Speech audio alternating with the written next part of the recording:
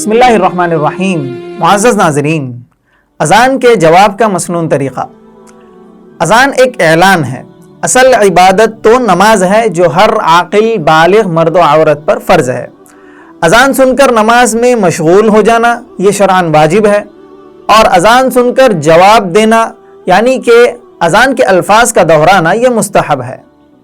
اذان سننے والا چاہے مرد ہو یا پھر عورت ہو، پاک ہو یا جنوبی ہو، اس کے لیے اذان کا جواب دینا مستحب ہے۔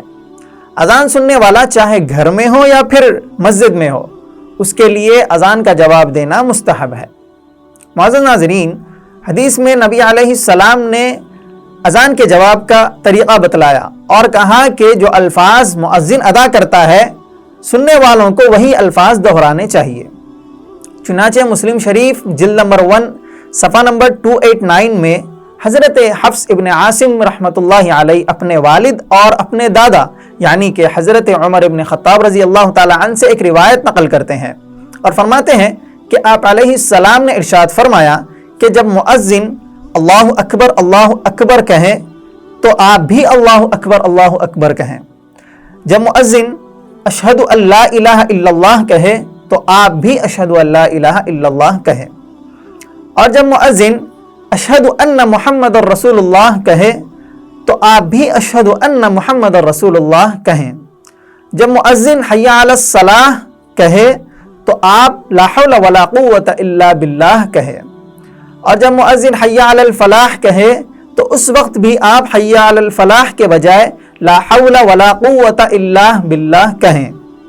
جب مؤذن اللہ اکبر پھر ایک بار اخیر میں کہے تو آپ بھی اللہ اکبر کہیں۔ جب مؤذن لا الہ الا اللہ کہے تو آپ بھی لا الہ الا اللہ کہیں۔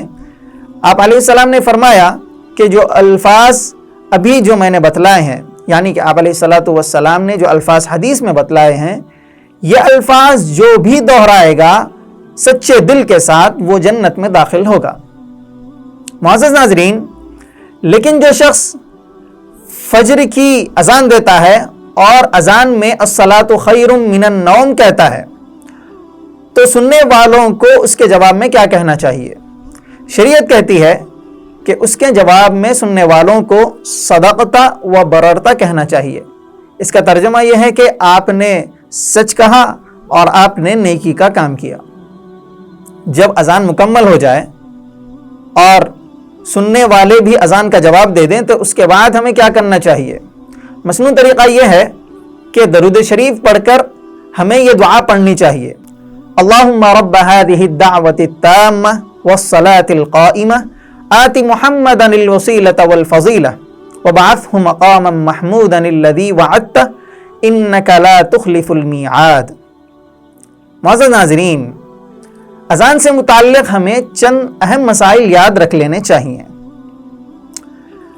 اگر کوئی شخص ایسا ہے کہ اس نے اذان کا جواب نہیں دیا یعنی کہ وہ اذان کا جواب دینا بھول گیا یا پھر وہ ارادتاً اذان کا جواب نہیں دے پایا اور اذان مکمل ہونے کے بعد اس کو خیال آیا کہ وہ اذان کا جواب دے، تو اذان ہو کر زیادہ دیر اگر نہیں گزری تھی تو اذان کا جواب اگر وہ دینا چاہے تو اسی وقت وہ دہرا لے، لیکن اگر وہ اذان کا جواب نہیں دے پایا تو اس میں بھی کوئی حرج نہیں ہے۔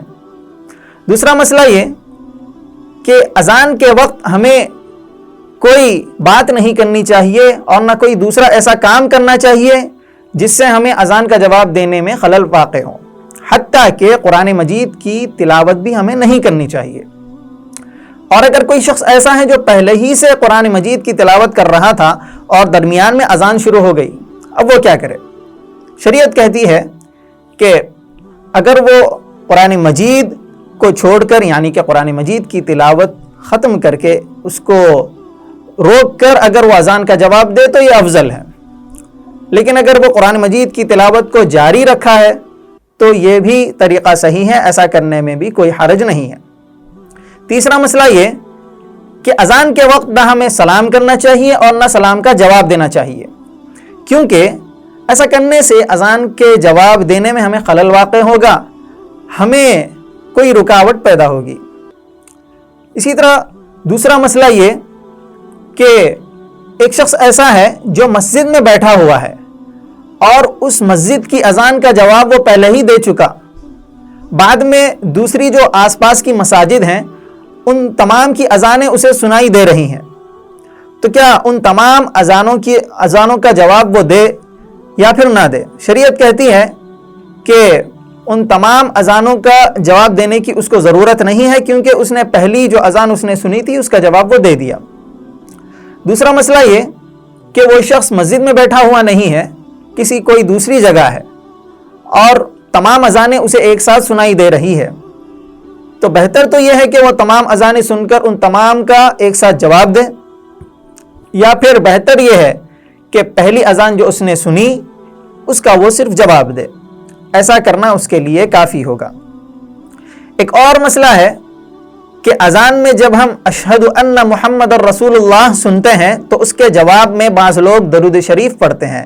یہ پڑھنا مسنون نہیں ہے، بلکہ ہمیں اس کے جواب میں اشہد ان محمد الرسول اللہ ہی کہنا چاہیے۔ معزز ناظرین، شریعت میں 8 صورتیں ایسی بتلائی گئی ہیں جن میں اذان کا جواب ہمیں نہیں دینا چاہیے۔ پہلی، نماز کی حالت میں ہمیں جو ہے اذان کا جواب نہیں دینا چاہیے، اگرچہ نماز جنازہ ہی کیوں نہ ہو۔ دوسری صورت، خطبہ سننے کی حالت میں، چاہے وہ جمعہ کا خطبہ ہو یا پھر کسی اور چیز کا خطبہ ہو۔ تیسری صورت، علم دین پڑھنے یا پھر پڑھانے کی صورت میں، ایسی حالت میں بھی ہمیں جو ہے اذان کے جواب دینے کی ضرورت نہیں ہے۔ اور پھر چوتھی اور پانچویں صورت یہ ہے حیض و نفاس کی صورت۔ حیض و نفاس والی حالت میں کیونکہ اس وقت قول و فعل سے جواب دینے کی حالت نہیں ہوتی، اس کے برخلاف کوئی ایسا شخص ہے جو جنوبی ہے، تو جنوبی پر اذان کا جواب دینا مستحب ہے، کیونکہ جنوب ایک ایسی حالت ہے جس کو ہم جلدی ختم کر سکتے ہیں، یعنی کہ ہم جلد ہی غسل سے فارغ ہو کر پاک ہو سکتے ہیں، اس لیے جنوبی پر بھی اذان کا جواب دینا مستحب ہے۔ چھٹی حالت جماع یعنی ہم بستری کی حالت میں، ساتویں صورت استنجا کرنے کی حالت میں، آٹھویں صورت کھانا کھانے کی حالت میں۔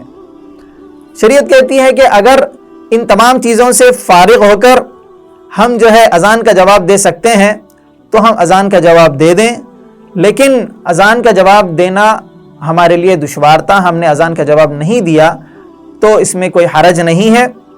اللہ رب العزت ہم تمام کو عمل کی توفیق عطا فرمائے، آمین یا رب العالمین۔